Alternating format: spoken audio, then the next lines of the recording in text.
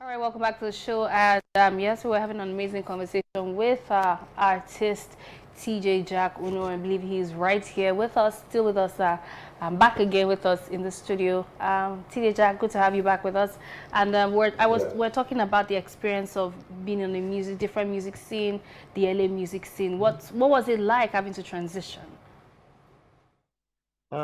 It wasn't difficult because one, I quickly adapted into the LA system or for instance, the American, musical system because I find myself started rapping, which I never thought about, doing.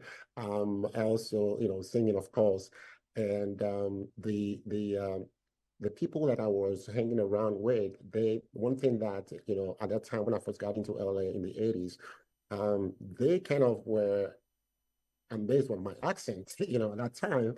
And they were kind of, that's one thing that kind of helped blended me into the mix, because they were very welcoming.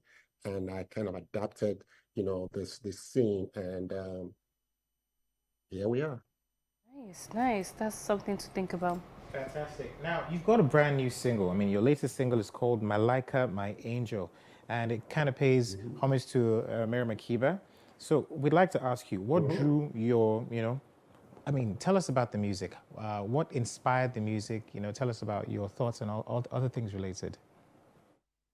So, Malaika My Angel was a song that, again, growing up back home in Nigeria, is a song that we kind of, um, we loved. And, Miriam Makeba, Mama Africa, that melody kind of stuck with me.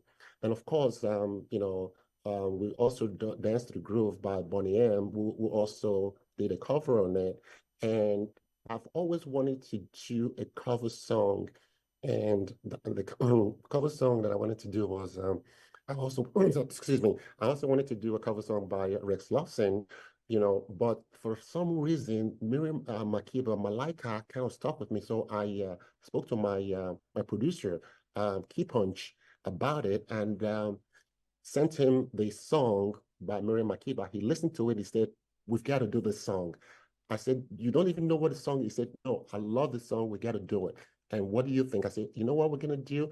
We're gonna make it a dance song, a happy song, a song that people can play in weddings, just a happy song." And I said, see what you can do. And he came up with a groove, and we are. This song 14 is a really deeply personal song, talking about your mother's death. Can you walk us through the process of writing and producing this song? Yeah, that song, it wasn't an easy thing to do. Um, it took me a long time because whenever I tried to, I couldn't do it. It was just one of those things that I can't describe it much, but say it was very painful. But I mean, I am talking to you right now. Prior to writing and doing that song, I couldn't have, there was no way I could sit down here and talk to you because that's how painful. Even today, I'm just thinking about it. It's just, it hurts me.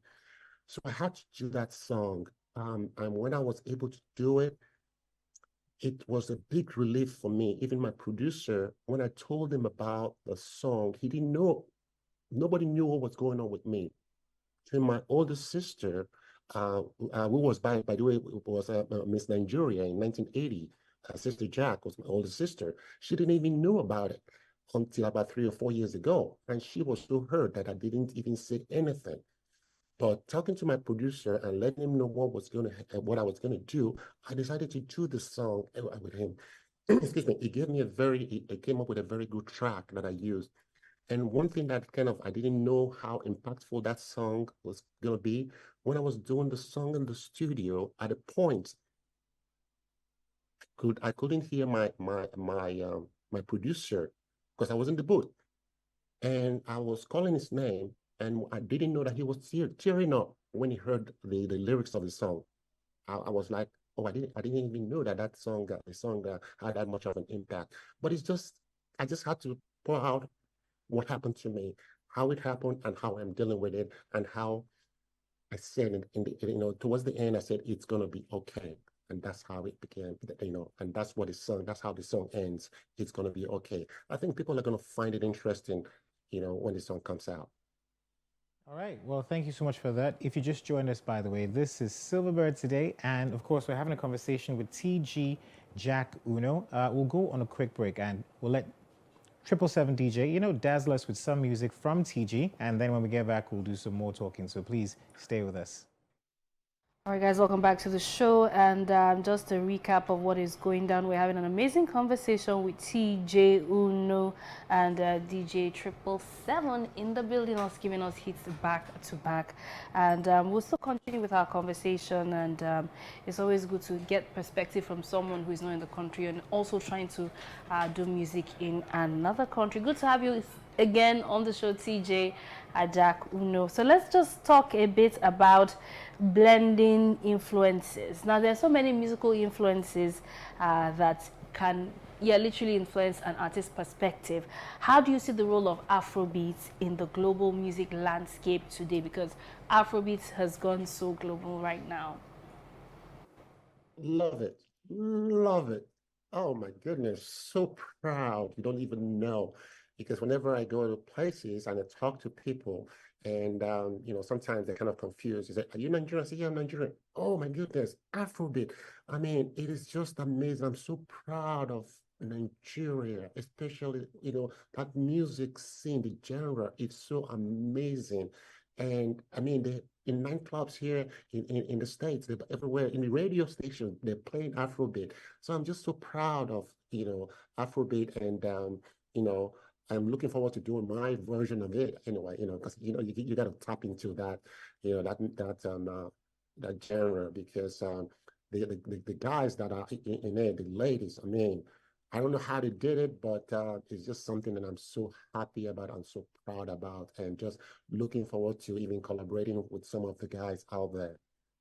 Yeah, we are. Let's talk about your music now. Let's talk about how you plan on, collaborating with, international acts, being that you're in the US, and also, trying to take African music, to a wider space, with what you're doing. Well, I plan on coming back home, visiting, basically, and so that, Africa, I just love my continent, I love my country. And again, that's why I would have opted to, if you look at my bio, I have a lot of influence in people that influenced me, musically speaking. I would have opted to do any of their, what do you call it, any of their songs, do a cover on it. But why Miriam Makeba, why Africa? Because I'm so proud of our music. Our music is so rich. And people are now realizing how rich our music is. And basically, that's why, again, my thing is, after, right now we're working on the video, when we finish shooting the video in about a few months, I'm going to visit, back home, basically, and do a few, shows here and there, and hopefully get to talk to some of the, artists back there, and see what we can come up with, because I just love my country. I love Afrobeat, love our music. Just looking forward to doing it.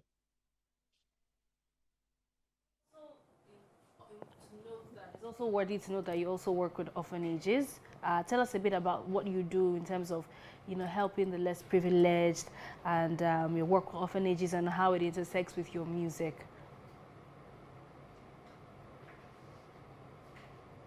Did you hear me? Okay. Did you hear me? Okay. I think we'll take another break. We've been having had an amazing conversation. We're still having a conversation with him, but it's a Friday vibe, and you have to enjoy it all through. Great music from Tjjackuno. More conversations coming up. We'll be back after this quick break. All right, guys, welcome back to the show. And yes, it's a full house. We still have Tjjackuno just to wrap up conversations with him. Good to have you back again with us on Silverbird today, Tjjackuno. Yes, and I believe that you have a question for him, but let me just quickly even ask, just to wrap up conversation, can you share with us any upcoming collaborations, your projects you might be having in the works? Yeah, well, right now, the most important thing that we're trying to wrap up the music video that we're doing. Also the remix of the song.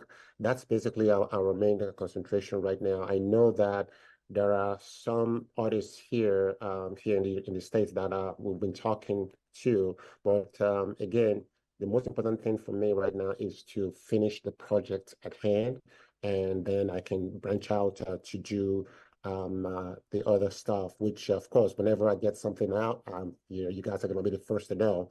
I gotta send it to you, so at least you know what's happening. And then even when I come back home, I'm gonna, it comes sit in the studio with you guys, at least let you know what's happening.